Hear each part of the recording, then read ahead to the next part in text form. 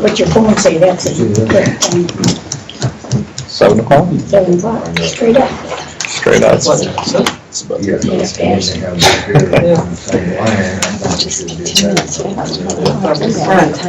We're in time.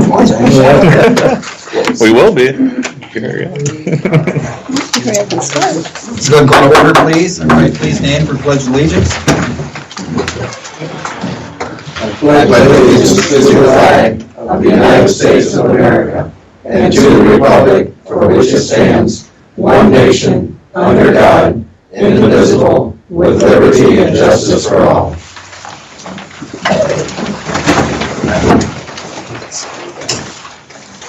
Roll call, please. Mayor Householder? Present. Mayor Pro Tem Farmer? Present. Councilmember Fry? Present. Councilmember Bader? Present. Councilmember Hicks? Present. Councilmember Tanner? Present. Councilmember Koenig? Present.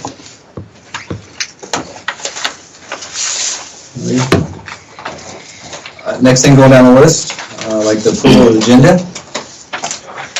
I will make a motion to approve the agenda as stated. Can I make a move here? Under old, we have our, I'm sorry. I think we have to have a second. And then you I'll can, second. Yeah. I'll second. Now you can do it. Okay. Under unfinished business, I had brought this up when Brian Notek was here. Keys for the mayor and mayor pro tem was brought up by Freddie at a meeting, but it was under council comment instead of being on the agenda. And Brian said we needed to do it to make it official. We need to add it. So as a C, I would like to amend that and add it as City Hall keys under unfinished business. Okay, so C, C.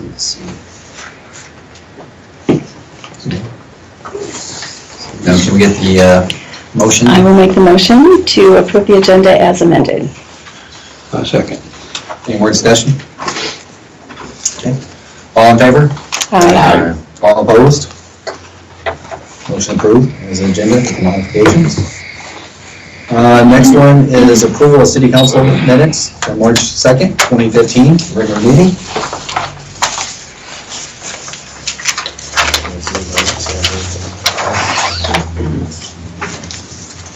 I'll make a motion to approve the March 2nd, 2015 regular meeting minutes. Any more discussion on it? Okay. All in favor? Aye. All opposed? Motion carried. Going down the list next is approval of accounts payable and payroll.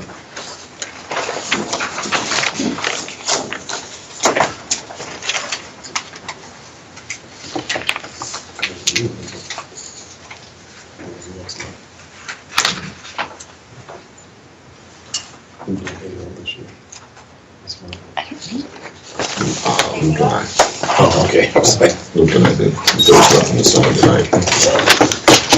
Okay, but one of you two still wants to make a motion. Right. Right. Well, one of the two of you has to make a motion. Go ahead, Danny, I don't have it in front of me. We're just doing payroll right now, right? Yes. Yeah, but you have to Yeah, make we a just have motion to for us to approve the accept it. payroll amount. Right. I can pull it up just a second.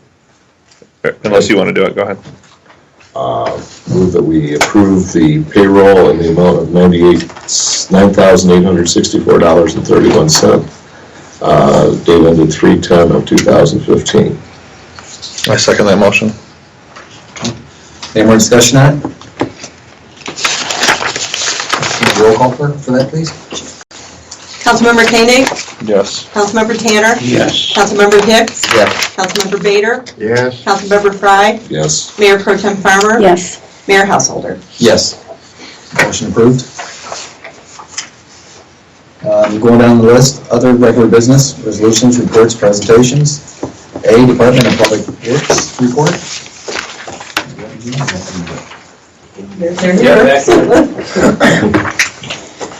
Let's see, we plowed streets and cleared sidewalks as needed. All the necessary samples were taken as needed. We had 78 work orders pertaining to the water side.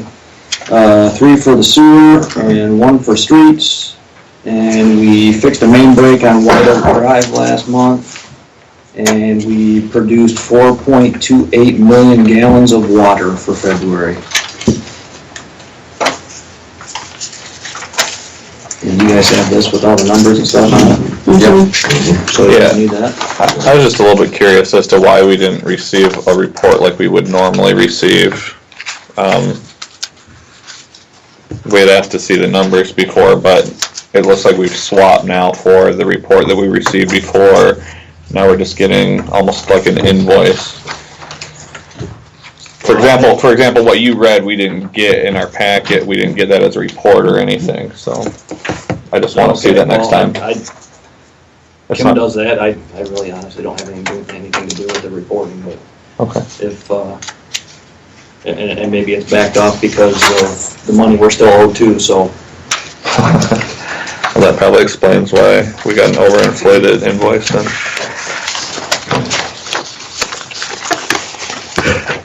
Okay, next one on the list is Police Department report and the Police Advisory Committee report. Okay, well, I'll do on the report on the police department.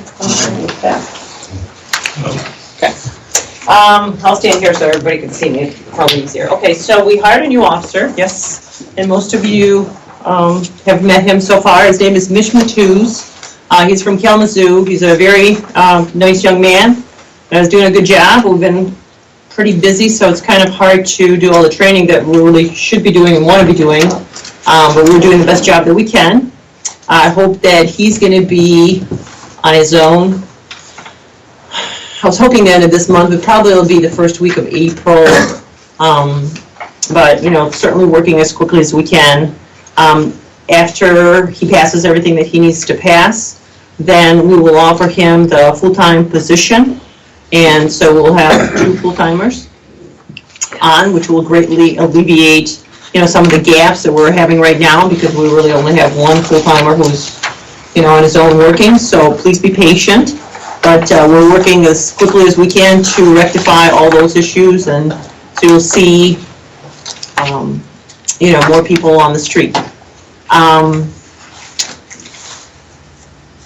scheduling a monthly meeting with Autumn Winds because I think there's a lot of issues that need to be addressed there. So we're meeting with residents, well, by we I mean really me. So let's clarify that, but I'm meeting with Autumn Winds people, and the last meeting that we had, which was last week, we had 9 residents that came out, and you know, we were having a good conversation of kind of what we're going to be doing, what we need them to do, and how we're going to work together to address some of the issues that are there. They have a new manager, so she's kind of learning by fire what she needs to be doing to address some of the, you know, loud music concerns, the marijuana smells, the all the, you know, the little crimes that are happening there that we need to stay on top of before it really gets hot and we really have a problem. So that's what we're doing. The fire department was very nice. Thank you very much to host a bloodborne pathogens bloodborne pathogens class for us, which we need to have on a, you know, yearly basis to make sure that the officers know what fluids they can touch, what they can't touch, which is really, you shouldn't be touching any fluids, but those types of things. We had training in CPR and AED. We will need to get new AED pads for our AED, and what that is the automatic defibrillator. They have expiring pads. If we don't have pads that work, we can't be effective for when somebody calls 911 and we get there first, and we, you know, obviously want to save the person. So we have to order new pads, which I've called and I'm waiting for a call back. And hopefully we're on a grant with the public schools to get a new AED, which would be good because ours is a little bit older. So we would love to get something that's a little bit newer that, you know, works better. The free uniforms that I got from the representatives are finally in, uniform representative are in. So I'm getting them tailored and put a badge on, put a name on. So you'll see the officers finally with last names on their uniforms, which I think would be a welcome sign. I did also order them a set also because they really need to have more than one uniform. Just in case when they get dirty, they can come to work next day with something that's, laundered. So we got that going. We got our gun safe, which we got for free. I think most of you know about that. And the only thing is it's locked, I found. So we need to order a key. That's only going to be $25, but I'll try to get them to waive that. I try to get everything for free. And speaking of free, we got some free storage lockers because we need some other way to store some evidence that, like drugs that we're getting. So we should be getting the lockers tomorrow. They'll be delivered. Again, what's the word? Free. To us, and I'm hoping to get some free labor to put them in. So we're working on that. We'll see how that goes. And on May 6th at 6 o'clock, I'm going to do an identity theft workshop. It's a free workshop the library's hosting, and everyone is welcome. And that's just so we can talk about, there's a lot of people that are trying to get, social security numbers from people, credit cards, numbers from people, trying to scam. So we're going to talk about the different scams, what you can do to kind of protect yourself a little bit better. And we're going to give you a lot of information. Hopefully, like you're going to walk away with some significant tools that you can use for you and your family to protect yourself from, getting these people to your information. Elena, what time is that? May 6th at 6 o'clock at the library. Okay. May 6th at 6. That's how I remember. And then, lastly, we're working with the library. We want to do a program that tags bicycles for kids. So, because nobody ever writes down the serial number when they buy their, a bicycle for their kid. But they're very necessary because if something happens to your bicycle, we can't help you at all if we don't know your serial number.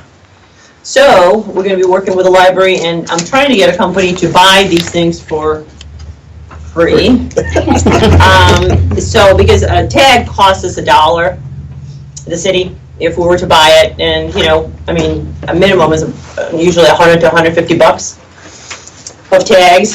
So I'm trying to work with some private companies to get these things donated, so we could just give them to our kids for free. And area kids, anyone who wants to register their bicycle with us, can do so. So I'm hoping to get someone to sponsor that. I mean, it's not that much money, $150, but it's still something that I'd rather not buy from the city funds if we can avoid it. But it's a good service that we need to provide to our families and children that live in the area. So that's all I got. I just talked to Cole Bristol, who is the USDA. The USDA guy who approves all grants for this area. He's in Grand Rapids. And he said that, unfortunately, we won't be getting any funding for a patrol car because they only have $400,000 for the whole state of Michigan, and the amount of grants that they got almost doubled that. So I talked to him about, well, we're kind of in a poorer area, so we should be really higher. Can we kind of, get in there any is there any way? Right. Unfortunately, at this point, no, because number one, they didn't have our application, months ago when they really were kind of looking at what can we fund. So the best that we can do is get our stuff in, because we have a preliminary application in. They still need some numbers from us to enter the whole thing in, and that's fine. But the next monies that they'll have is in August. So we need to kind of get our heads together to think about what can be done. Now, one of the areas that I'll urge the council to think about is, we have this salvage account now, and that money can be used to purchase a car. And there are municipal leases, so what that means is we can put in our little wish list. So there's certain things that we need in a car. Well, like a cage, we want some lights, those not fluffy things, just things that are necessary to make this thing work. Computer. And that can be added into the whole amount. And then Ford Motor Company has municipal leases. And so many cities buy, vehicles that way because it saves them putting out $45,000 right now, because you can only, put out 12 this year, 12 next year, and 12 the year after that, and you get a car now as opposed to later. So that's something that the council may want to consider and think about, because I don't know if we can really wait until September to get a car. What if we were to do the car instead of the SUV? I asked that question today. I called the dealership, and basically the difference in the car and the SUV is $3,000. But what he basically told me is, most departments get the SUV because, number one, you're higher, so if there's an impact, the people who are in the vehicle, whether it be officer or suspect, are a little bit safer, number one. Number two, with our winters that we have, SUV may be the way to go. What was the price that they gave you on the SUV? It's $3,000 less, so out the door. Oh, the SUV, that we got quoted on that, right? It was, So like 40-ish? the sedan is $23,392, and the SUV was like, I think 27. So there's only, like I said, $3,000 difference. What kind of interest rate do they offer? I know it's. It wasn't the best. It was like 6.5. Okay. So, we could go shopping somewhere, but, How do you rate our chances in August? well, that's what I asked Paul Bristol. He said because it's a municipality where there's a lot of low-income residents, chances are it would be higher than normal. But, when I asked him the first time about, before we even put out our pre-application in, he said that our funding chances were good on that. So I don't know, maybe he didn't have all the monies in by that point when we had the conversation, but I asked him that specific question when I talked to him originally, because obviously we wanted to know that. So, so that's where we're at. And the other thing that I wanted to mention is there was an officer from Detroit Police who contacted me who is interested in doing salvage for us. And I invited her to work with us to, help us in any way that she can. So that's all I have for you guys. Any questions? The police, okay. Wednesday night, when we had our police committee, we went over guidelines that we haven't yet been approved by the council, and we came up with, I think there's 21 different guidelines here, and everybody should have had a copy of this in their packet to review. And basically, we've gone over this. There could be, as we go along, some additions or subtractions or whatever as needed. We'll fine tune this, but it was all the committee members voted yes to approve what you see here, the copies that you got and everything. And so this is what's being presented tonight for the approval by the council. How does that fit with you? You've been saying the guidelines, does that work for you? That works for me. I wouldn't like to see us take any action on it at this point. I've seen several things in there that I don't think are within the scope of why the police committee was created, and I would like to make some changes to it myself. Maybe we bring it up at the next meeting. I'm thinking that'd give me enough time to go through it. I don't know if anyone else, I went through it already, but I'm not prepared to go into it tonight. Let's be up to other city council members. You want them to postpone it, re-review it with the police committee, or would you guys like to move forward with it? Well, I don't think one more week or 2 more weeks will hurt it, so I can. Yeah, let's get it right the first time if we can. Okay. Basically, we're tabling there, is that correct? Yes. You have to have a motion to table. You have to have a motion. Okay. Can I get a table motion, or a motion to table it? I'll make a motion to table the police committee guidelines until the next meeting. I second that motion. Any more discussion on it? Okay, all in favor? Aye. All opposed? Motion carried, to table it. The next one is fire department report.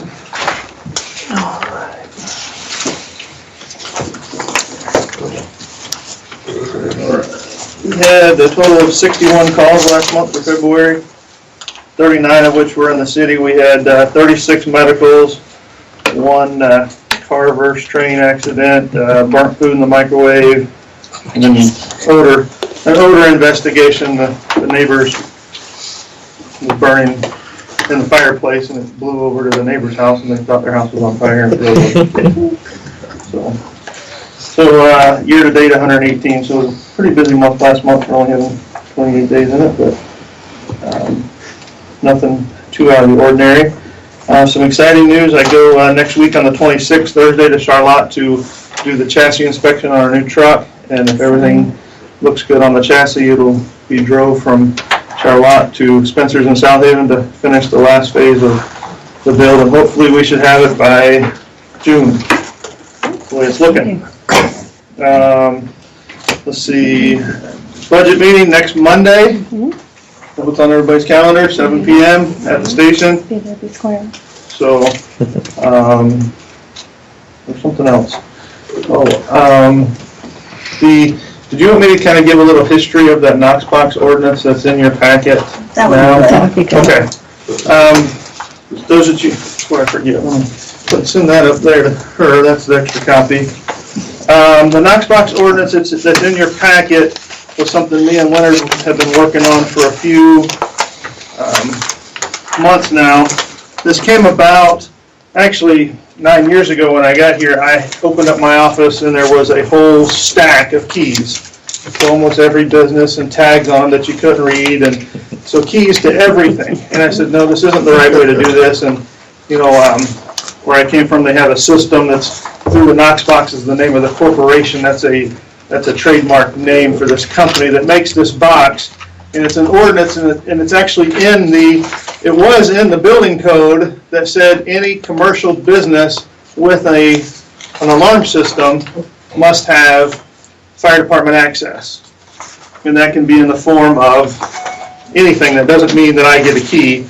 That means that they have to have access for the fire department by a source outside the building. So most buildings went with, or most companies have gone with this Knox Corporation to install this box on the outside of the building that only the fire department has access to that box that contains usually the master key for the front door or something like this. And this is in the case of 2 o'clock in the morning when the fire alarm goes off, that we get a call there and the key holder is in, wherever, and it takes them 2 hours to get there to reset the alarm. Well, we get there and we can see, even if we don't see anything in the building, or, there may be smoke or something in the building, it prevents us from breaking down a $500 front door to a business. When we have a key, we unlock the door, we go in and figure out what's going on. And this has actually happened to quite a few businesses here in town. So when I got here, I started implementing the Knox boxes. All businesses on Industrial Park Road have them. They were kind of the first ones we went down through there. A few of the businesses kind of balked about it, but when you showed them the code, it wasn't an issue. It's about a $250, $300 purchase for this box. They install it. Once they get it installed, I come with the key, lock the door on it. I wish I had a sample one so you guys could see it, but so Industrial Park did it, Intercare put them on, the apartments at 822nd Street put one on, the apartments on the corner above the restaurants got one at the bottom so we can get upstairs if we need to. So a few businesses, and a lot of them came to me and said, we know about this. The pharmacy's got one on it. Family Dollar or Dollar General, when they came in, they're like, this is just standard procedure. Most cities have this system. Well, the fire code gets updated every 4 years. In the last update they did, they took the wording out that says required for businesses that have an alarm system. And they said it's up to, they kind of left it up to the jurisdiction of the communities and the fire chief in the last update. Because some businesses were complaining that they didn't want to spend or whatever happened, you know, I don't really know why they changed it, but they did. And so this all came about last year, about a couple months ago. One of the businesses in town that has a Knox box on their business was asking that we remove it. And I said, no, you've already got it. Why would we remove it? Well, you know, they just didn't feel that it was necessary. They didn't want somebody to break it off and get the key, which isn't going to happen. The nice thing about Knox Corporation is they guarantee that if the box is installed correctly on the building and somebody pries it off of there, pries the box open, gets the key, breaks into the building, they're covered. You know, the Knox Corporation will cover for any damages and any losses that occurs through the company, and it comes with that warranty when the company buys this box. And so we started researching the code, and that's when we figured that the code changed. And so we started saying, well, we need to put something together in the city to prevent businesses that already have them from taking them off, and the new businesses that come into town that have alarm systems to put this on there for our access. You know, a $200, $250 box is a whole lot cheaper than a front door. That's kind of how we sell it and tell people. And so we started doing a little research, and a lot of cities have this very similar ordinance in place. And it just, you know, just very simple worded that we, it's an ordinance that basically says that the fire department will, you know, maintain the key and, you know, and put the boxes. It's for an alarm. You have to have an alarm system. It's not, you know, a lot of businesses don't have, or they have an alarm system, but not one that dials out. And so it has to be an alarm system that dials out. So there's a lot of different factors. So a lot of the businesses, you know, are exempt from this ordinance. And once we pass this ordinance, we're not going to go knocking on businesses and say, oh, we just passed this. We're going to make you put this on. This is kind of a, you know, not really an optional thing, especially for new businesses. Existing businesses, you know, it's just, you know, $250 versus, you know, it's never happened before, but it could happen, and it has happened. You know, it has. You know, we do get, you know, fire alarm calls quite often, you know, here in town at some different businesses. So that's kind of the history behind that and where it all started. And this is basically a boilerplate ordinance that I actually copied and pasted from Michigan City.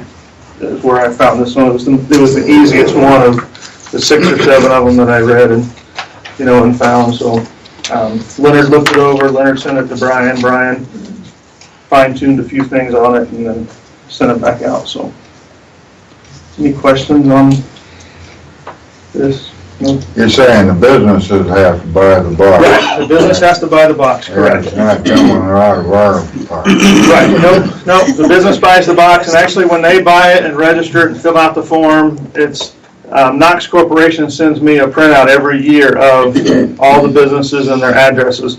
And if a business changes, like biodiesel changed to Marone, now they had to register, Marone had to register that box in their name, so it's kept track of for the warranty. You know, that warranty is not for the owner, that's for that building and where that box is installed at. So just because the business changed names, that box still stays there. And actually Marone put not just the box on the outside, they have electric fences in the back for the trucks to go through, and they put in key switches. So if the fence is closed, we put our key in and it opens the gate. So they put on those two plus a padlock on one of the other gates. So they have 1, 2, 3, 4 places, you know, for the Knox key that works on their business. So it's not just a box for your building. They make padlocks. They make how this, you know, down south where you have gated communities, there's a key, one of these Knox keys on every gated community.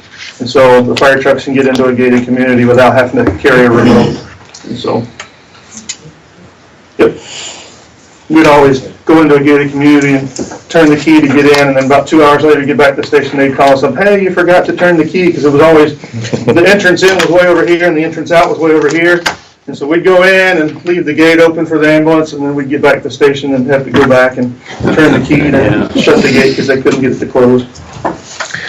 So that's everything I had. All right. Going down the list is the DDA report. Oh.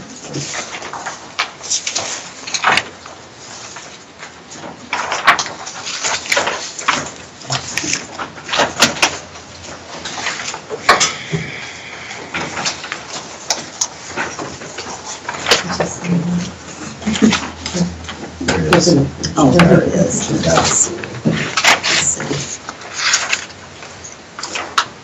It's like we've got minutes in here from February and March 5th, but Yeah. I know what they're working on right now is the mural for the wall down here.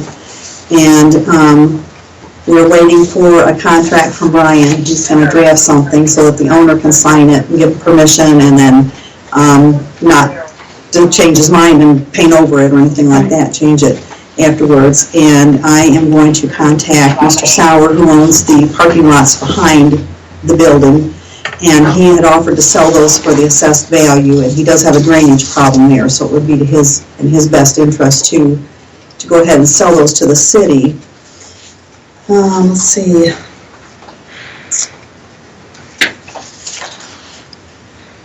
Well, they're looking at the old flower shop building and possibly purchasing that to demolish it. And the part of the issue, the parking lots in the back, it is a flood issue. Right. When water builds up along the parking lots, it stands still, and also water falls back into the basements of those buildings downtown.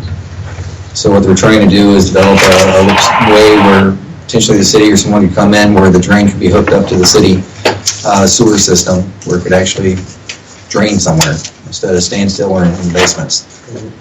Was there anything said about finishing that sidewalk all the way down to Cass down there? I don't know how far down, but I know there's going to be a sidewalk and some lighting through That's going to be part of there. Maryland. That's still moving forward then. Yeah, I don't think there was a problem with that, Yeah, and the lighting. the lighting. Yeah. They wanted to do the lighting. Yeah. Did the executive director, Deborah, has she shown up or hasn't anything? been at the last two, no.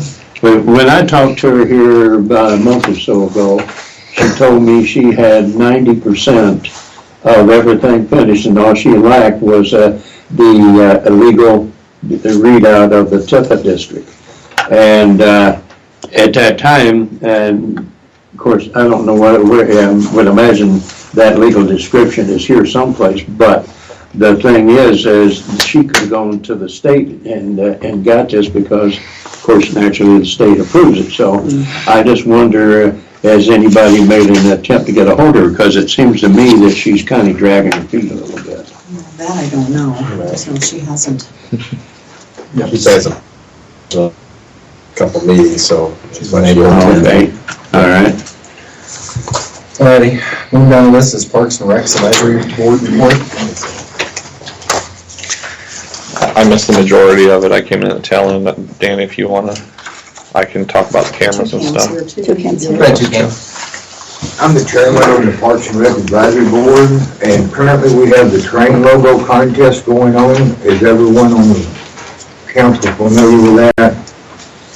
It's going for the contest. Yes, and last week it was sent over, a couple weeks ago, it was sent over to the school to see if we can get the school involved because we couldn't get any city involvement from anyone locally. So, Regina, have you heard anything back from I the did art email, director? I emailed him and I have not gotten a response. I can do it again tomorrow. Please, thank you. The school. Second on the agenda is cameras in Lions Park. We've been discussing that for a few years, and this is one of the things that Luke has looked into. He's come up with a few, we'll just say close average figures. He's more intellectual into the technology than what I am of it. And so if you'd like to... Yeah, we just talked at the last meeting. Basically, we were looking for the council to look into getting cameras for at least Lions Park. I think we were thinking, was it 2 or 4 cameras? down there. 2 to 4, depending on what city council want to do. Yeah, get a couple cameras down there, and it's all fluid. There's a lot of options there as to how that could work, but that could tie right back into the Winkle lease when we're talking about wireless infrastructure and things that we can use that space up there for. So there's a lot of good things that could come out of that Winkle Tower lease if that's done right, and this would just be one of them. But at this point in time, since we have no hardware up there, we'd be looking at around $50 a month, whatever they would charge us for the internet down there in order to have those cameras. But the way that we had talked about, the cameras would be accessible via a smartphone if the police department has one or purchases one, and the amount of time saved would make up that $50. It could alert them when somebody's in there after hours. So if the park's open until 10 p.m. and there's motion detected down there, it could just pop up and ding on their phone, and they know someone's pulled in down there at the park or people are walking through the park. So it's a pretty cool tool to have, and it's low cost. We'd be under, I think it was under $2,500 for everything, and that was actually a pretty high estimate as to what it would cost for the hardware. I believe we have Comcast going into our lift stations. Yeah, Correct? it's just for the, we have the hookup, so if we pay for the internet, that's what we'd be paying for until we set up, hopefully in the future, the wireless infrastructure. But right now, they just have a voice over IP box, which is just a regular phone line like your landline at your house. Okay. So it would be an additional service to what is currently down there, but we would tie into the same area. Okay. So Would those cameras record? I mean, the system. yeah, the idea would be that we talked about hard drive space and stuff like that. We could record as little or as much as we want. It'd be very inexpensive to record 6 months to a year worth of footage, and it would probably, the best place for it to record would be here at the city hall or the police department, however that's set up. But it would definitely record for quite some time if it was necessary, and then it would automatically cycle just like any other DVR would. So that's something that's real easy for them to put on a flash drive if there's a problem down there and they need to take it to court or anything like that. Okay. I think that would be part of the Parks and Recs, get more details, finite the price, what it would take. We'd have to look at our budget, what we can afford in the budget also. So I think there's some more work to be done on that. You can find a price and look for somebody, I can do the installation for free. I mean, like that part of it, we would just buy the hardware from the company, pay Comcast, and then I'm more than willing to set it up. So we just have to get exact prices on the amount of hardware that we want to buy to do that. So The other issue that we have is Lions Park. In Lions Park is our pavilion down there. This is going on, I think 4 years that we've had damage where we've got panels that's actually missing out of that roof. And I'd really like to see that gotten taken care of, especially if we're going to continue to rent it out. So that's one of the biggest things we really need to get done, and we're looking for funding from the Lions Club and from the Bangor Community Fund. Am I right with that? Right. So hopefully here by your next meeting, we can have some information on that to see how much money we actually have on hand for those panels. And other than that, we got a full board. Everybody's doing well, and really appreciate the support we have all these years we've had this board going. So those cameras, what do the cameras themselves cost? In the event that they got destroyed somehow? it depends. They're very inexpensive. It's up and down a little bit based on how many you order, and the price fluctuates a little bit on the electronics. But we can guarantee that we can get them for under $70 a piece, and then the vandal-proof housing is under $40 a piece for each of them. So the vandal-proof housing, they're going to have a pretty hard time breaking it if they could reach it. So it's not something you can throw a big rock at or something and break. It would just bounce off. So.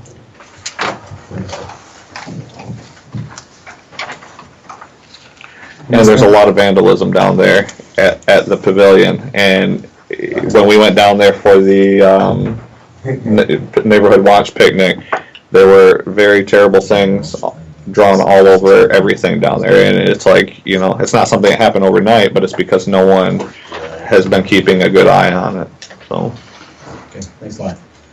Moving down the list was opportunities for public comments. Please state your name, comment in 3 minutes. I forgot something. Mark your calendars because the circus is coming back to town. Oh, yay. Or did it ever leave? Friday, Friday. August 21st. I got a phone call last week. I haven't seen any of the paperwork yet, but that's the tentative date. They're going to do it on a Friday this time. 2 years ago, they did it on a Saturday. They said actually their Friday shows do very well. There'll be in an evening, I think a 4:30 and a 7 o'clock show. That's what they said. And so I know last year we did it at Lions Park. No, not Lions Park, the softball field. Yeah. And I know that there was some little riffs about the soccer field and some different things, but we will have all that worked out and figured out well ahead of time and What's taken care the of. company that does that? Kelly Miller, Did you say the 21st? August 21st, Friday. Yep. And so it was a great, huge event. We had hundreds of, they said it was probably one of the 2 best shows they've had in a small town.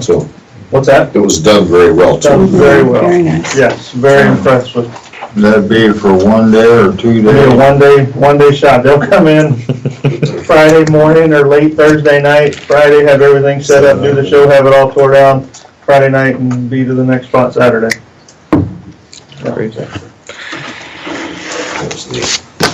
Thanks a lot, Derek. Anyone else? I have a question about the cameras you're talking about. Those are gonna be on during 24/7? They would be 24/7. They can be configured however they need to be, however the council chooses they should be set up, but they can be set to record 24/7, or they can be set up to record only when there's motion. There's a lot of different ways we can do that, or we can set it where it's only after hours. There's a lot of... I was thinking that there's some privacy concerns there while the park is open. Families may not want you taping their get-togethers or whatever. Couples may not want you taping them down there. I can see a lot of issues with taping it while it's open. After hours is a different thing. The park is closed. It'll definitely be something to work out the details on. Yeah, that's I thought I'd bring that up. Yeah. Any more comments? Well, now we know where that hangs out.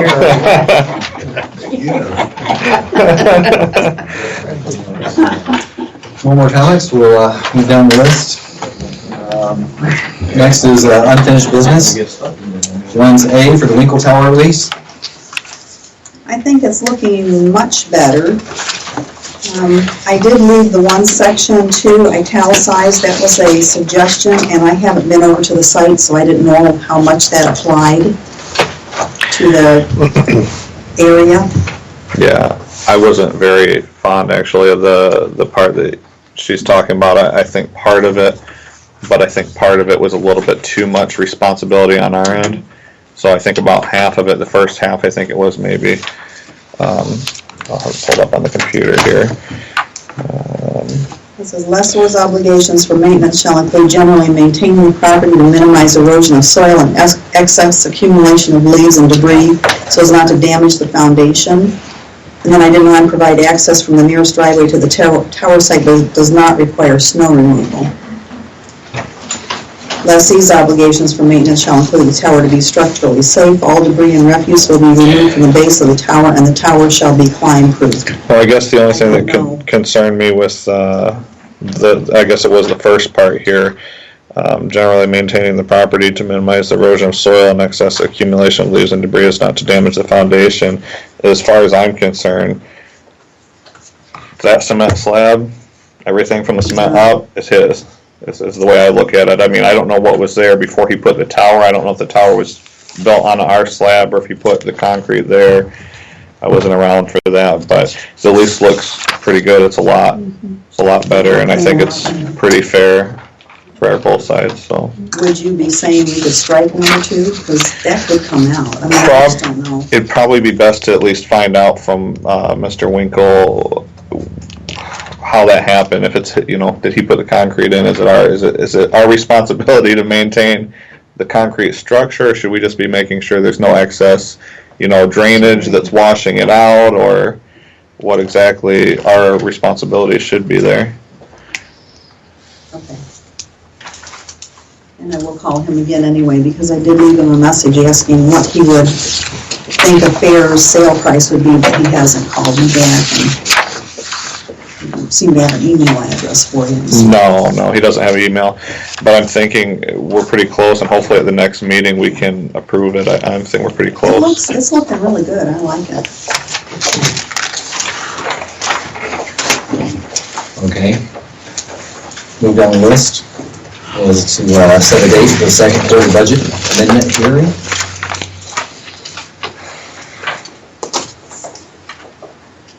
What's a good day? Are you ready? I'm not ready tomorrow, but I'm ready. This week's bad. So we'll probably talking going into probably Tuesday next week. I'm thinking Tuesday, because Monday is the ABB annual. The 24th. What is it? Anything else? No. That'd be the 24th, okay. Okay, so can I get a motion to have the second quarter budget amendment hearing on Tuesday, March 24th at 7 p.m.? I'll make a motion that we have our second quarter budget being set for the 24th of March at 7 p.m. I'll support. Any more discussion on it? Okay, all in favor? Aye. All opposed? Motion carried.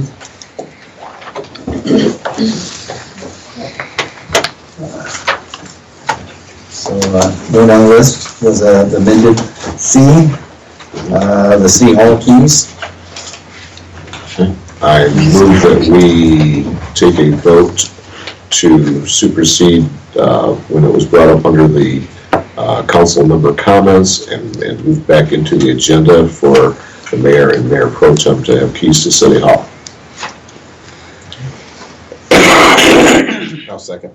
Thank you. Took a long time. I'm trying to think of things at the same time. All in favor? Aye. All opposed? Motion carried. Thanks, Pamela. Going down the list is new business. And part of it was the scheduled date for the ethics violation hearing. Yeah, I can't remember the lawyer's attorney's name. Anyway, Schultz. He gave me 3 days. 3/20, which is this coming Friday, would be day only. And then 3/24, and which we've already got something set, and 3/26, those could be all day long and including evenings. And what he would like to do is have everybody pick a time that would work for all of us. And I didn't call and leave a message for Bornay because it would be nice. He said he would do everybody, but he never called me back. I talked to his dad. So I guess we'll pick a time and see if it fits into his schedule. Maybe they could do it all at once. Maybe they'll have to set something up for him separately. Is he going to come here and be here for a certain length of time, and then we schedule as to go and talk to him? Is that what it's about? He's going to come. He's going to come to us, from what I understand. Right. He just needs to know when everybody could do it. He said he could take care of it all in one trip.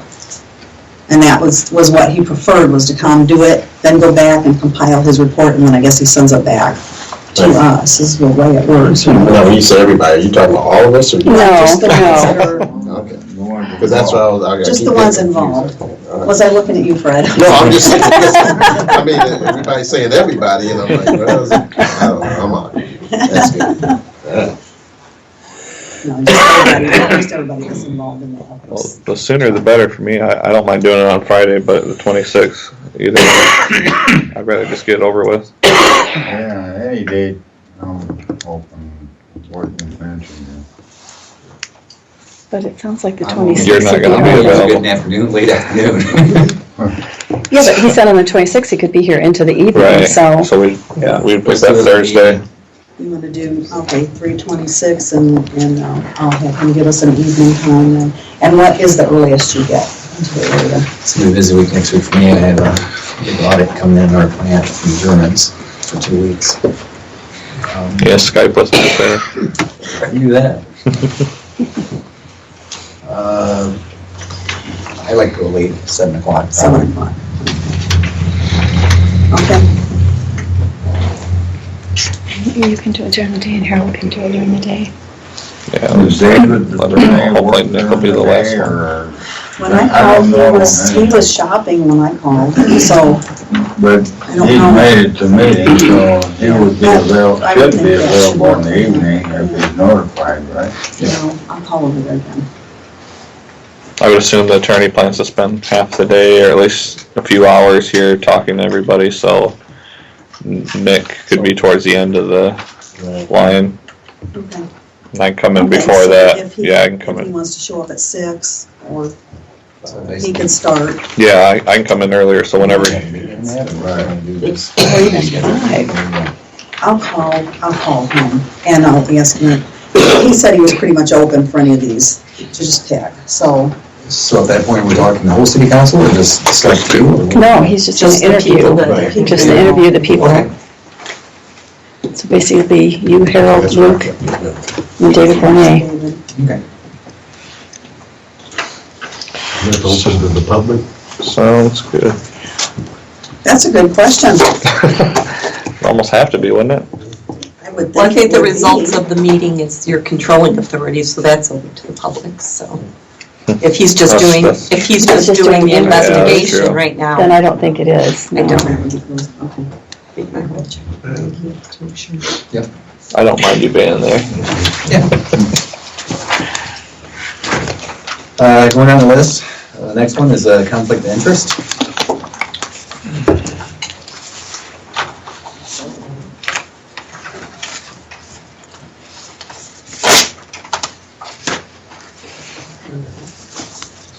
Okay, there was a little concern with Pat being here, helping me sort papers, which I thought was in the city's best interest, because I'd rather pay under $20 an hour than somewhere from 90 to 175 dollars invoices sorted. But anyway, I do have a copy of the city charter section that was in question, and it talks about persons related by blood, adoption, or marriage, but the qualifier is the person is working immediately under the supervision or control of a spouse.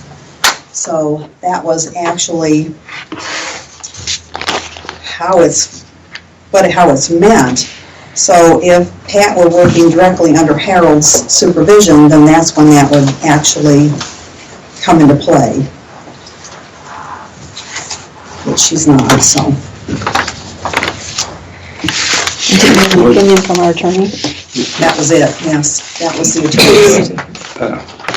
Everybody's got a The short copy, we version. wanted everybody to have a copy of it. Okay, more discussion on it? Well, it's saying one thing in section 612 of the city charter, and then at the bottom, there's a paragraph there, I'm assuming it's from Shoemaker? That's from Brian. Yeah, from Brian. And it's kind of contradicting what it says in 612. Well, I said there, you could argue it. So, I mean, if it makes everybody uncomfortable, I can see if I can get someone else to help sort invoices and get them filed, so that when the accountants come in, they're not wading through all that paper. You don't want to do that if it's not cheaper. Well, I think that was the concern that was brought up. It was the cost to organize years worth of paperwork that is not where it should be.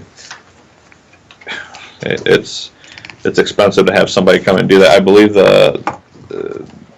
somebody didn't want to. They were going to charge us $125 or $150 an hour just to sort through it. Their suggestion was get someone in here before we show up to organize the papers, because you don't want to pay us to do that.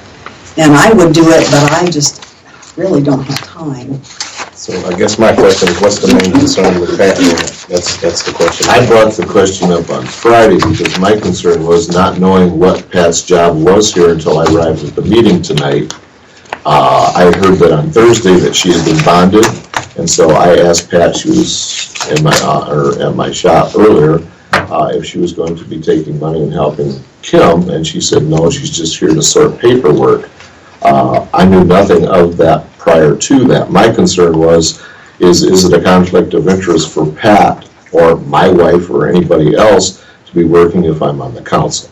And I don't know what her length of employment is. Nobody's told me that. That's why I'm asking the question. Yeah, it should be temporary. I mean, I wouldn't And expect. her job title is what? Well, I mean, what is she being hired specifically to do is what I'm asking you. it's just, I don't even know if you consider it clerical, but it's just filing.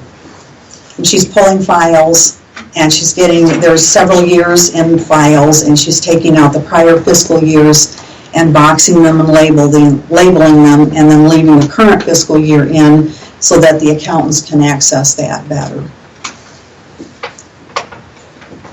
Well, in reading this, the last paragraph kind of tells me it's in his legal opinion that it would be different than what the charter says. You're saying the last paragraph where it says regardless? From Brian Notek, yeah. Well, he actually said that you have to read both sections Right, of 612. right. And so the second section clarifies the first section. And so the second section basically says that that person would have to be working under the direct supervision Her husband. of, yes, her husband or whoever. Right. And that's not happening. Well, either way, the city council doesn't have direct Before this was control. brought up, I had no clue as to what her job entitled here, but to a lot of people that are coming in the shop, it's looking a little suspicious that everybody working at City Hall seems to be coming from your office, and that's what I brought up. And let me just address that. Go right ahead. Okay, when Regina worked for me, she was fully licensed in life and health and property and casualty. Right. She also did my books, she also did my taxes. Okay, So that is probably an employee that I would be least likely to want to give up. correct. Pat then took over her position of doing my taxes, doing my payroll, and answering the phone. Again, another person that I really don't care to give up. Okay. I mean, it's not helping my business by people coming to City Hall to work. So if somebody's looking at it like, it's my thing, I'm gonna certainly. It does to people in this community that are bringing it up to me that it looks suspicious that they're coming all from your office. Well, Wait, hold on, I'm confused. I Is this didn't- relevant to whether or not Harold's wife should be working for the city, or is this a conflict between you two? Because that has Between nothing, you and Lynn, because I'm whether, talking to Lynn. Do you mind if I continue? well, that has nothing to do with the I'm not conflict asking of you for an interest. opinion right now. Let's get Can I back to the carry this focus. on? Let's Okay, just the get back to focus should be, and I understand what the perception could be, Right. but I just want to clear up that perception. Okay. That for me, it's not a pleasant thing to have two Your people from my office okay, being robbed I away for understand that. City Hall. But when people are coming to me as constituents in the public, I'm answering questions. I did not know what Pat was doing at City Hall until this afternoon, just prior to coming here. I'm not privileged to hear everything. I don't have email, so I obviously am a little bit in the blind. I came here and I read this, and I'm reading what Brian's saying, and I'm understanding under 612, and I'm understanding what the MML says, but also under what Brian's saying, it's not in our best interest, so that's what I'm passing on. Well, I can appreciate people's concern and all, but I guess my opinion on this is I don't understand what the problem is, because she doesn't seem to be doing anything malicious. She's saving us a lot of money, Right. which we need. So I guess that's what my issue is what's the problem? I guess I don't. Not knowing is the big problem. Well, I don't know either, but I mean, I know now. I'm sorry, but- Danny, I wish you had just asked me, and I never thought to say anything. Well, like I said, when people are coming in and laying it on my lap, I've got to ask a question. That's all I'm I can doing. appreciate that. So I'm not trying to point fingers at anybody. I'm not trying to call anybody for favoritism. I'm just saying when it looks funny to the public. And at that point, maybe you should have referred them to Regina to ask questions. I mean, Regina is our acting city manager, and if we do have questions, if people contact me and have questions, I refer them to Regina, reminding them that she is our acting city manager right now. So, if they had questions, they probably should take those questions to the person who knows the answers. Okay. I guess I'm sorry I brought it up. No, you shouldn't be. It's a very valid My job as a question. public servant in this city, and when I Right, ask a right, question, I'm gonna right. ask you what's going Well, on. and like I said, if people have questions, we need to direct them to the right person. So I guess we're gonna get right back to it. It's not violating the charter. So do we want to move forward? It's not nepotism. The thing is, do we want to continue using that path of getting the report put together so it can be presented to the auditor? Well, in talking with Regina over the past couple days, there's more to it than that. I think as far as time that led up to that, it wasn't necessarily, it was money and time. It wasn't something where somebody could just walk in the door. I don't think anyone was able to just come in either. They said that they needed time to come in. They couldn't just come in tomorrow and start. So for what she's doing, I actually wasn't fond of it from the get-go, just because I knew that there would be comments like what Danny had just said. But once I found out what she was doing, I felt better about it, because she's not doing any handling of money, any type of work other than she's just organizing everything so that someone can make sense of it. And I'd much rather pay someone, under $20 than $150 an hour, because we'd be into $20,000, $30,000 before you know it, paying somebody to organize, years and years worth of documents that weren't filed in a comprehensive way. Yeah, I think that if Pat is working in and getting it done, I think just as soon as she does, she's going to be going back out anyhow. It's temporary. And so according to what I've read, according to what our city attorney has said here, I think we're okay with it, and I don't think we're really violating anything. So I guess, do we need to make a motion on the table, continue to use it if we want to, or what direction we go, or leave it at the leisure of our city manager? I'd like to make the move. Well, I don't. We don't have any authority. It's Regina's We don't need decision. to. It's our city manager's decision. Well, I agree. I mean, we can pay people overqualified doing more work for a higher price just to separate files and understand what goes what and separate years. Or we can do a cheaper, lower price. Well, I think we have to take into consideration that last year, we did pay Siegfried Crandall almost $10,000 to do something very similar. So I think if we can have a cost savings, I think that's very beneficial to the city. Okay. All right, so moving on from the conflict of interest, let's go into the LEP Plan, LEP Plan. This is a limited English proficiency, is pretty much an anti-discrimination type thing, but this was done back in March of 2005, and it evidently gets looked at every 10 years and just renewed. There were some email addresses that were incorrect in here, and there's some signature lines that they need. There's a complaint procedure in here with the forms if someone feels that they have been discriminated against, and they need a coordinator, which I would be willing to be. Just basically needs to be sent back and with the signatures, and this is pretty much the same as it was in 2005. So you look at all of it? Yeah, I read all of it. It was very lengthy. But Gina, let me ask you this, on this, because as I was looking through it, so basically this is just an anti-discriminatory document is what it is. So, right. Because they were talking in here about having funds available to set up programs and all that, is that whether, because that's one. This is because the city of Bangor gets money from the federal government. It's the U.S. Department of Transportation. It's our road money. This is required. Okay. And it's pretty much tied to that. So we're not asked to come up with a lot of funding. No. We just have to make sure we have it in place and we don't. Right, it has to be in place, and this way they made sure all their names and email addresses and phone numbers were correct. It's basically stipulation on getting the money, correct? Right. Yes. So basically we're looking at two approvals on this. One is nominate you, the leader, basically at this point of the LEP.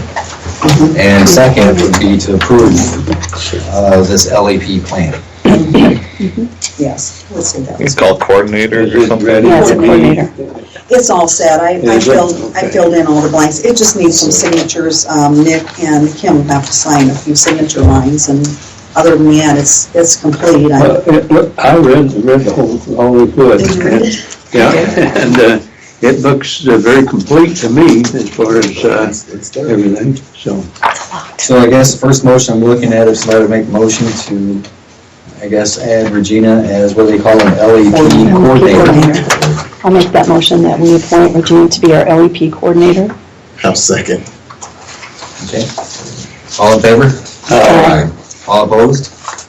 Motion carried. The next one would be to adopt the LEP plan as presented. I'll make a motion that we adopt the plan that has been presented to the council here, and that Regina goes ahead and makes the necessary changes or whatever needs to be done. I'll second that. Any more discussion on it? All in favor? Aye. All opposed? Motion carried. The next one going down the list is D, spring cleanup. As in, are you going to have it?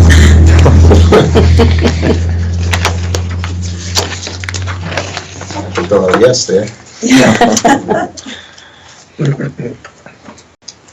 So I guess part of that is probably looking at the dates. Dates, and I think there are questions as to what we would be willing to pay to have it done, because it would be extra. Okay. So It would be extra that's what I heard. from our DPW. Yes. No, I thought Reliable did that. Reliable knows to We it. have- Oh, that's right. Oh, so They Reliable drive does it. around. Reliable does it, but we do have to pay for it extra. It's not part of our. Right. Do you know how Normal much it pickup. cost last time to have it done? Could you get back with us on a cost before we make that So decision? shouldn't that come out of the DPW budget like it did before? As every year. I thought Or are we that was just part bent out of I shape thought that right was part of now? our trash bill. No. It's But not, it it's wasn't negotiated it's that way, extra, was no, it? no, it's Oh, extra. hopefully above. next time. Time Like to go and pick up. $4,000 or something each time we did it? Well, and I thought it was over 1,000. because Yeah. because if they did overtime, then we had to pay them that. It was almost $4,000 Right, we were talking each time right, they did it. right. So They do like 2 trucks or something. I recommend we table it at this point until we get more details, so we can talk a little more logic about it. And you'll get a price for us. Yes. What would the date be that we would normally do it? I think I put that in your packets. We've It had been- April Yeah, it's 21st or normally like the end of something, April, like somewhere on there. third Yeah. week or fourth week in April. So we still have plenty And of we've time. been doing it on a Saturday. I don't know whether it matters much to do it on a Friday or a Thursday. They won't do it those They days. won't 'cause do it, we they'll always only do use it it. Saturday. Other communities Yeah, will pick their up. regular routes. Right. Right, That's right, not right. They'll only do it on Saturday. The spring cleanup until we have further cost estimates. Is it possible I to second that motion. contact another firm for just that cleanup? Does that clean up? Who would that be? What's it? Just another trash pickup, like, Yeah, Right. like Best Way, or? Potentially, yes. Yeah, like that's. If it's not in the contract that they have to do it, I mean, they shouldn't be able to stop us from using somebody else. But I still want to find out about the money. I think that should be coming out of the budget for the DPW. I know it used to, right? Didn't just appear out of the, There's Yeah, motion. We have a a motion motion. on the table, there's been seconded Second. by Luke. Any more discussion? Okay. All in favor? Aye. All opposed? Motion carried. Table it. E was accountant letter.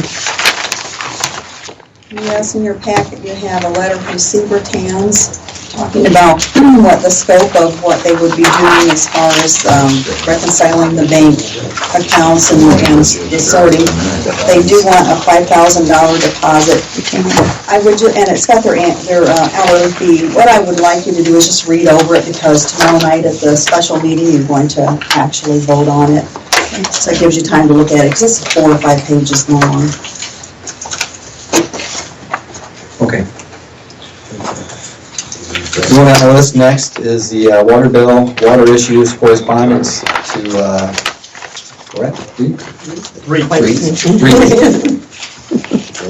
If you get it right, it scares me.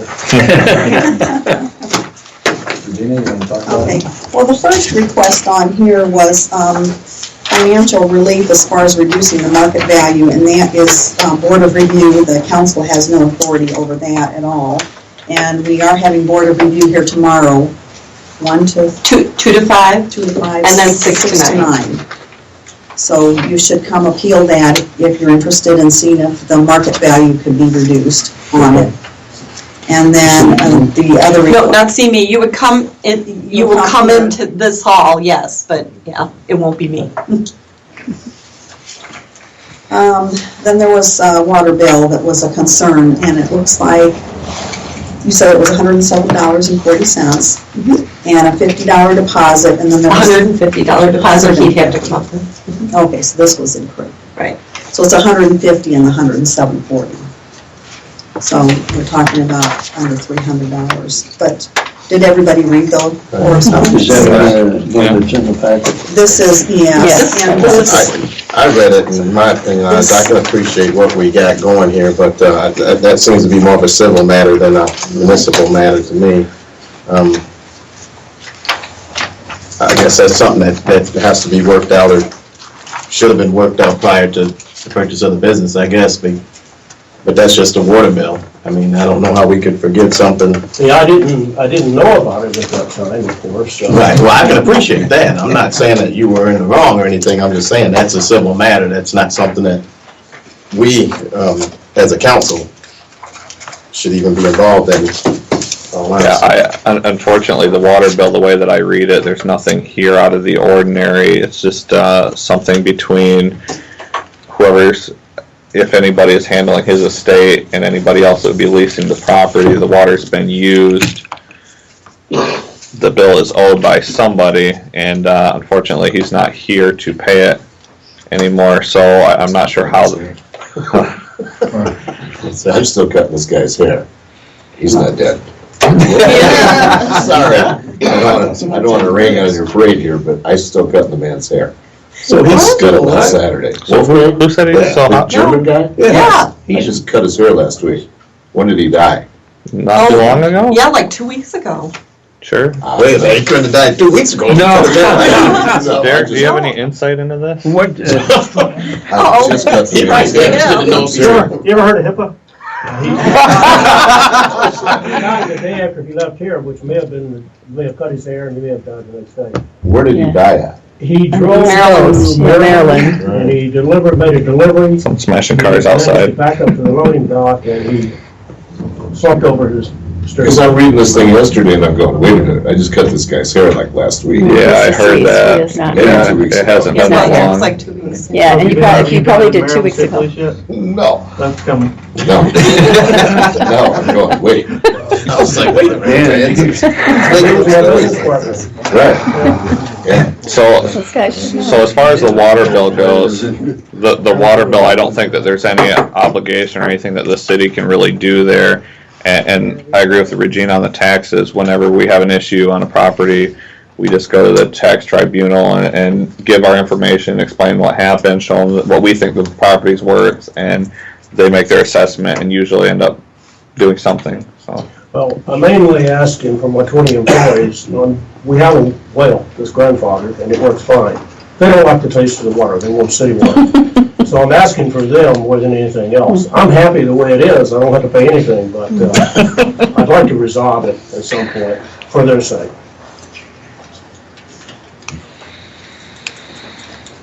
Well, I think like Luke said, it's a civil matter, and probably that needs to be resolved out of That was Wolfgang's Fred. estate. Fred, I thought you said that.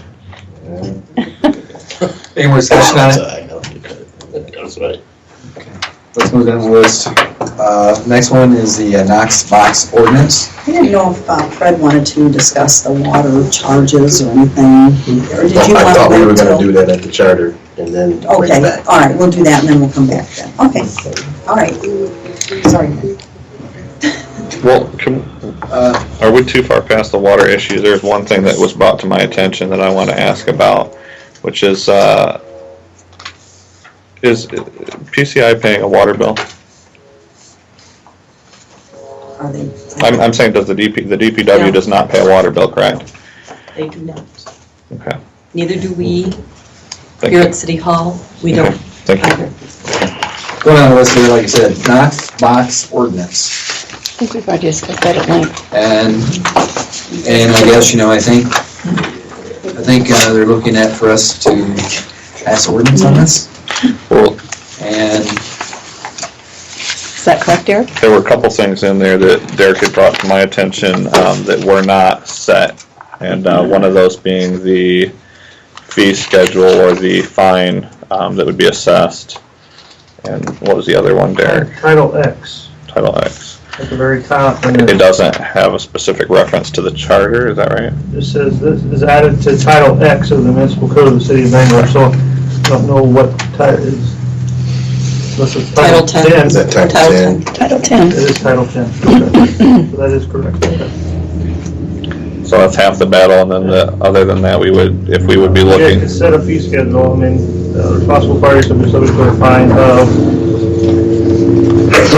on the second to the last page, for each day of non-compliance with the ordinance. I guess I should have had a little bit more So research. the responsible party shall be subject to a fine of X amount for each day of non-compliance with this ordinance, and said total fine shall not exceed.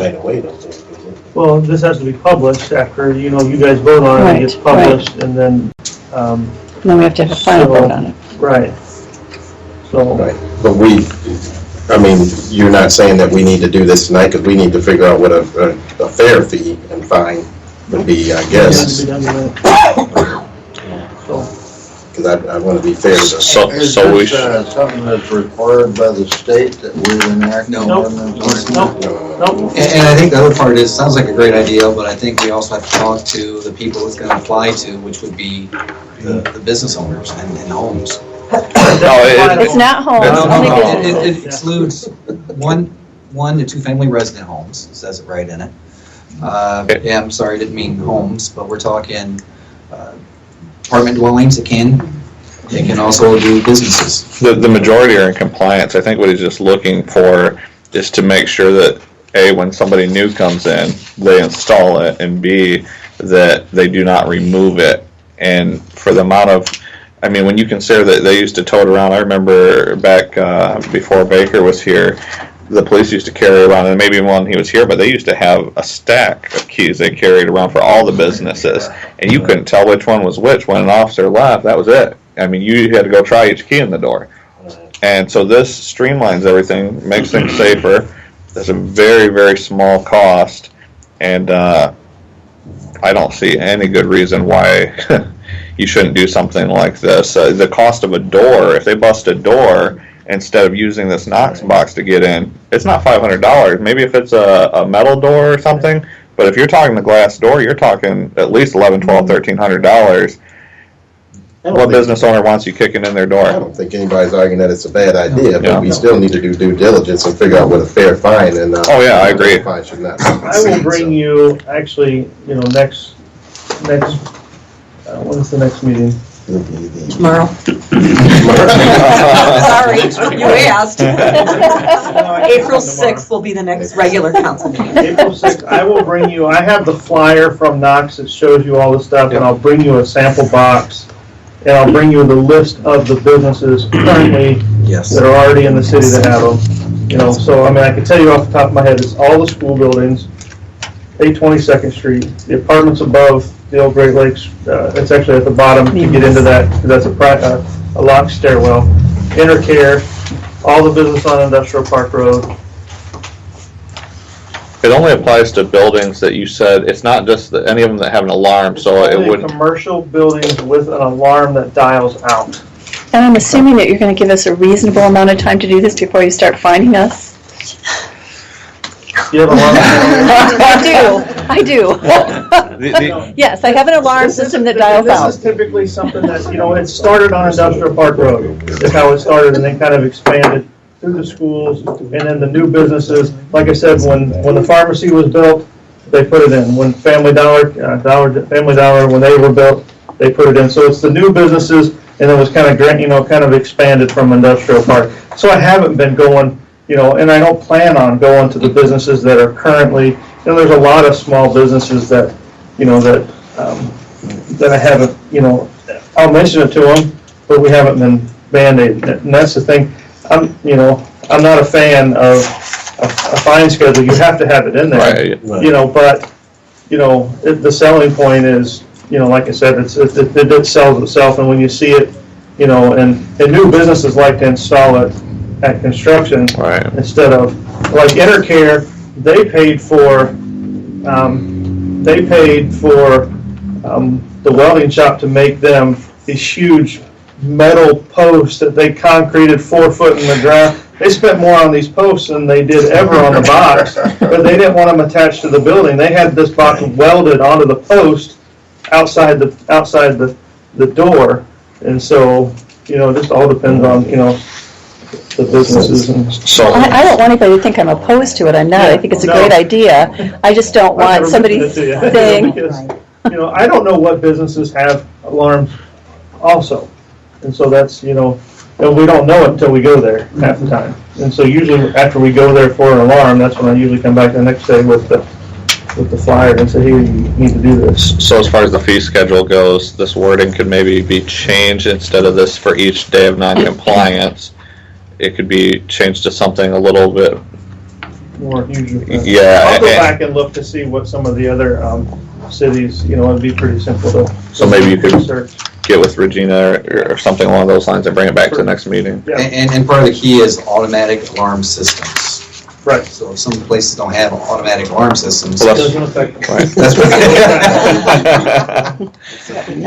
This building right here, does your ADT, does it dial out? Does it call you? Yes, it does. Okay. So City Hall would be required. But it would make sense for City Hall to have it too, so it's. PCI ordered one, there's one going up at, at Public Works, because, it's the same thing. Okay. What happens to a place that's not required to have one of these and you break down their door?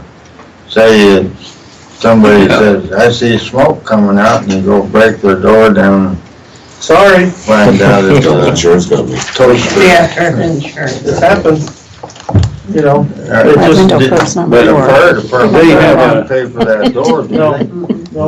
no, No, They have a choice though, don't they? I mean, as far as if they want the box, they could. what choice, left or right? Well, you're saying that Yes. the box would only apply to certain Right. groups of businesses. So the only one, there's probably barely half a dozen businesses in town that don't have them. Right, yeah, most of them have. So we're gonna This table is mainly for business, I wanted to put this in for hopefully new businesses that want to come, And to prevent the current ones from Right. removing them. So I request somebody make a motion to table this until it's been reworded, I'll updated. make a motion, table, knock box ordinance until next regular meeting. Second that motion.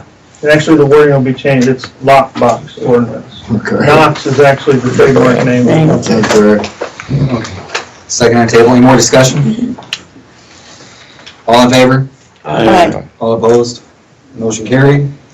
Next one is letter of authority and priority insurance. This is needed for a primary contact authorized to conduct the city's health plan business, which I would be willing to do since I understand health insurance. But they do need a letter gotten over to them, and I don't know if they wanted us to actually compose it or if they sent something. It They have doesn't matter. certain criteria. So at this point, we're looking at a motion to authorize you as the lead person for the letter of authority for priority insurance. So I guess I'm asking for a motion his pen. I've seen that, that's pretty nice. to add our city manager as a lead person for doing the letter of authority and priority of insurance. I'll make a motion to appoint Regina as a letter of authority for the priority insurance. I second that motion. Any more discussion on it? All in favor? Aye. All opposed? Motion carried. The next one is opportunity for public comments. Please stand up, keep your comments within 3 minutes. Once again, I'm Tim McLaren, and I'd like to invite everybody to March 19th to the fire station for our monthly neighborhood watch meeting. The topic this month is going to be Michigan firearm laws. So if you got any questions, the people will be there this month to answer them for you. And I appreciate all the attendance that we've been getting so far too, and all the support. What was the topic again, Tupou? March 19th. The topic. Michigan firearm laws. Okay. 10/19. That's at 7 o'clock? 7 o'clock at the fire station. Thank you. Any more comments? Jennifer Carpio-Zoller. I'm blown away that we find out tonight you hired somebody for $20 an hour and you claim there's no conflict of interest when you've got a husband, a boss, and a coworker sitting up there. But regardless of that, you again failed to ask, where are you getting $20 an hour to pay another employee? No one asked. No one's asking that question every time, and you are over budget in your category. So I hope that when you do your comments, you can explain where she's getting paid from, because that's a lot of money for somebody who's filing. I'm pretty sure you can do a lot better than that, but I didn't say it think was that's why it's 20, paid. I Well, said somebody did, under. but somebody said $20 an hour. Okay. That's just what was said. Thank you. Anyone else? All right. No, sorry. Julie France. I've been here almost 2.5 years. And when I first got involved in the city, 2.5 years ago, in city activities, I learned something right then. And it was interesting that so far many things that I was told have come true. I was told that there were certain council members that had personal agendas. Those personal agendas were to get rid of the chief. That has happened.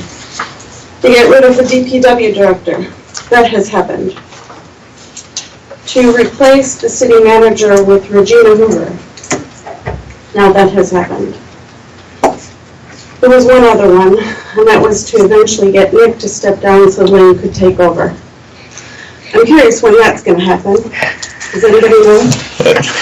Because, you might as well let us know now, so we can at least be prepared. I just think that it's very interesting that people in the community need to see that you're not serving them, but you're serving your own personal agenda. And nobody has yet to attend to an Michigan Municipal League training session to learn how to run a government, city government. That's not true. That was scheduled, it was canceled due to weather, they never attended. I think it's really important that people, I'm glad you're going to deal with this ethics thing because it's important. I believe that's it. Okay, thank you. Go ahead. Excuse me for not getting up.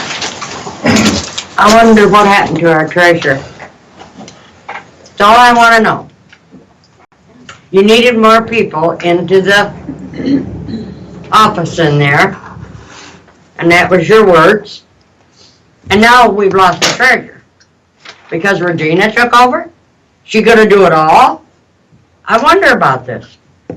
Did our treasurer do something wrong? We read the paper and didn't say anything. And I don't think she knows because she didn't say nothing. We certainly would like to know, is this under the table again? Now who's going next? Like you said, who's going next? I'm getting all the answers like I did before.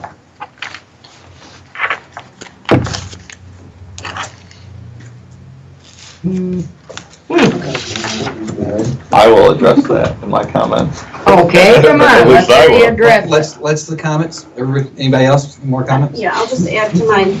I forgot, you were right, I forgot that part.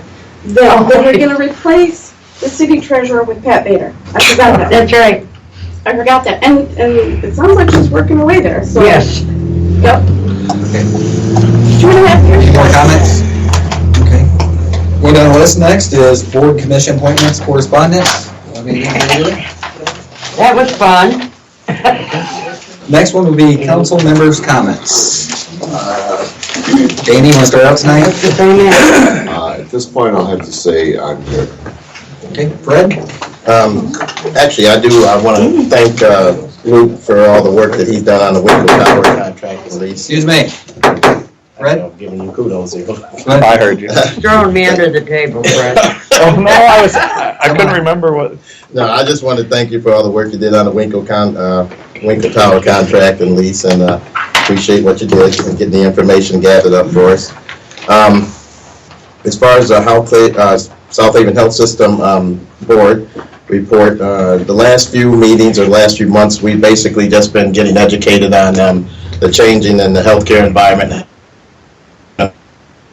in the area. Some of the smaller hospitals, to be exact, like South Haven, Allegan, some of the smaller units.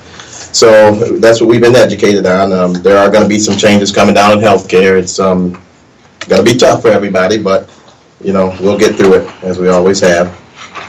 And last but not least, I just want to kind of goes to some of the comments that I've heard here tonight. Basically, in any job that you do, you're going to be held accountable. And if that's not the case in a job that you do, then I'm a little confused at how you still have your job. But there's always going to be accountability, and with accountability comes responsibility. So you're going to get held accountable, and you're going to be held responsible. And that's the message that's going to be sent here from this council, at least from my point of view. So if that's a problem, then I guess I'm not the guy for this job, but that's going to happen as long as I'm on this council. There's going to be accountability and responsibility. That's all I have to say. Carol? No comments tonight. Jim? I agree with Fred that, the comments that we're having here, it's, these things will be answered in time, and they will be legitimate answers, and I think it would be satisfactory when they do come out and everything, but now's not the time to discuss them.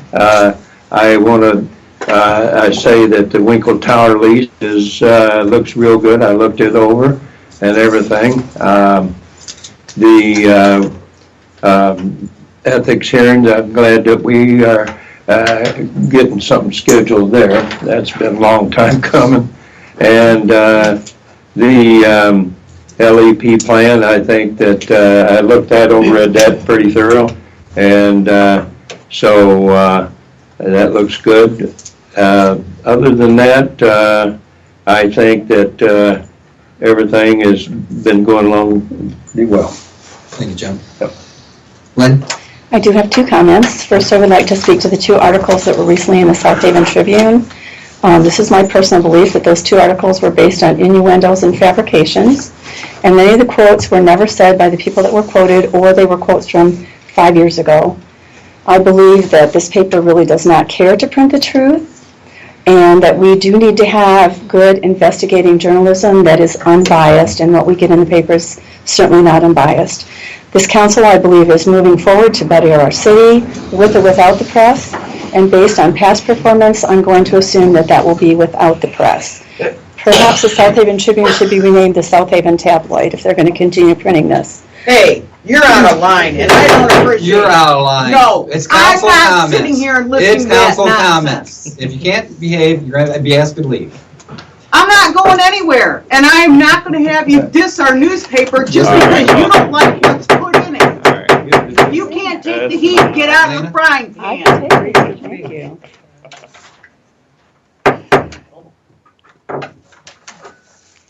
you. Also, my second comment is it's very curious to me that the past administration is holding us to a standard that they were not willing to hold themselves to. And those are my comments. Thank you. Thank you. I don't know if I should comment because I don't want to get. Okay, so.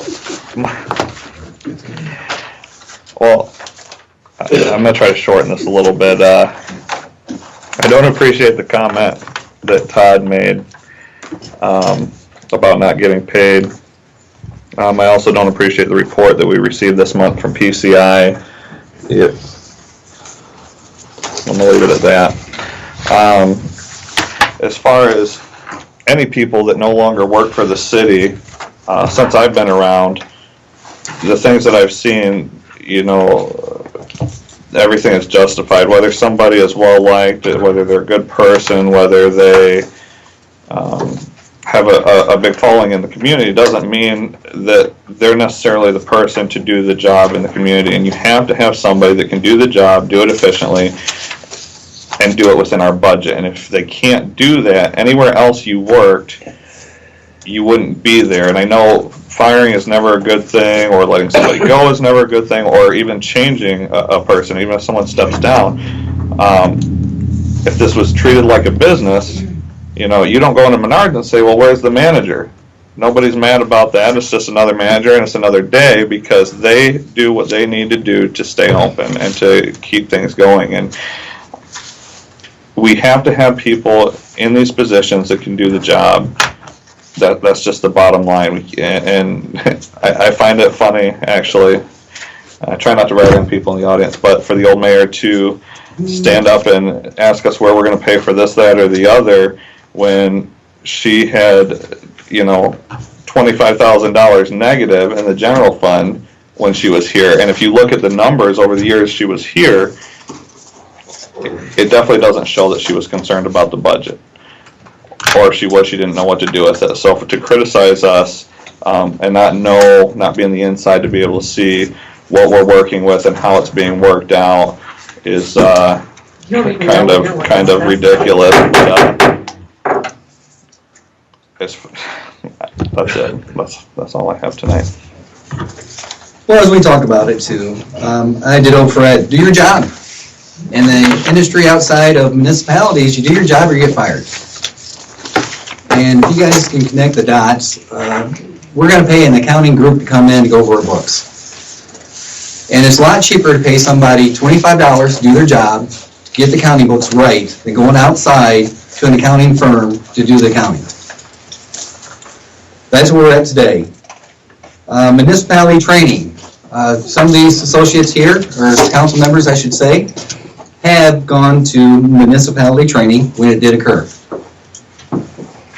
I think there were about 5 of us. Yes. Myself, Dan, Fred, no, Fred, you didn't attend it, did you? Harold and Jim. And Derek went. No. Yes. So 5 of us did go to the rescheduled MML training. Then another thing is too, every time people read things in a newspaper, is the newspaper always correct? I mean, that's going on, is CNN always correct? Is all these national television stations correct when they support certain parties? And they're not non-biased, they are biased. And that's how I kind of see our newspaper too. I kind of did a win. I don't know if we got the South Haven Inquirer, or it's called the South Haven Tribune. The thing is, there are comments that's Somebody else made. coming in here and reporting, because they would report the same way. Good, thank you very much. I almost kind of question how many reporters we do have in here at different times. Going back to, we're still moving forward. The police building across the street, we're going to still continue moving forward. I think most of us kind of know, sure there was a small fire around one of the boards, okay? It was an electrical fire.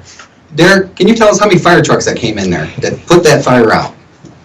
How many big hoses and how many firefighters kicked down the door to spray it out? Say 15. Well, let's see, there was 3 departments here. 3 departments, yeah. And how many Did you know the answer to this question before you asked it?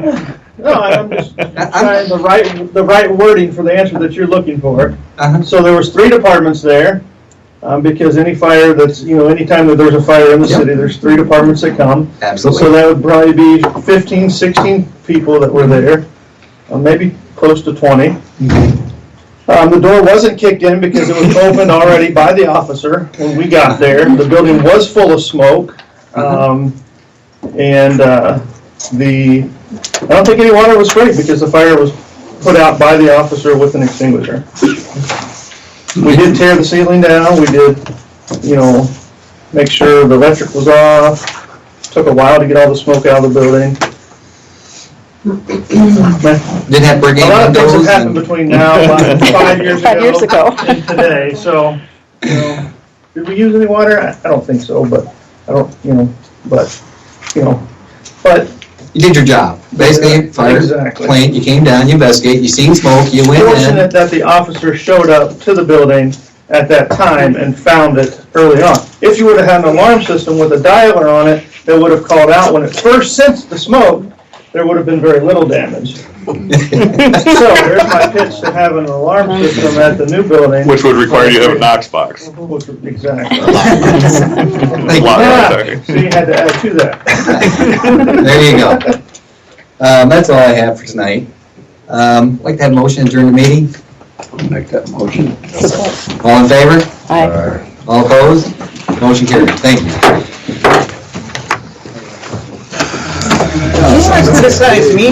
That's fine. But you don't criticize our newspaper. That you talk to the publisher about.